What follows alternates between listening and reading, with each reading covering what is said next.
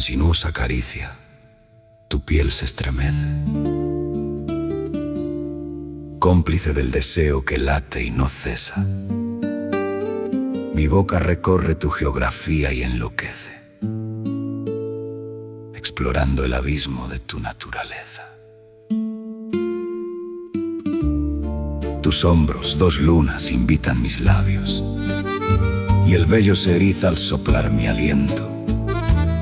Mi lengua dibuja caminos sabios, cartografía ardiente sobre tu cuerpo lento. Tus pechos, dos frutos temblando en mis manos, se abren al juego, al roce, a la boca hambrienta, y encuentro en sus cumbres paisajes humanos que el rubor incendia y el tacto alimenta.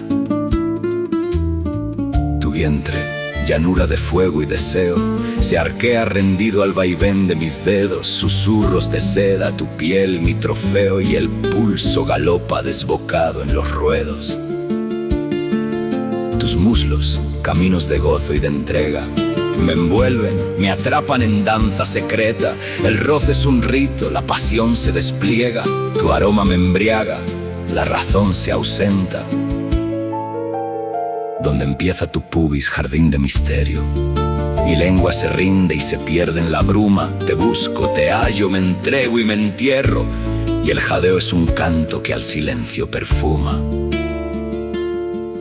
Tus caderas ondulan, océanos de lava, me guían al centro febril de tu ser. Los gemidos se escapan, la noche se clava y el éxtasis brota. No hay nada que temer. Así, cuerpo amado, piel de furia y de calma, me pierdo en tu abrazo, naufrago en tu piel. Somos dos incendios fundiéndose en el alma y en la carne sagrada se me acaba la sed.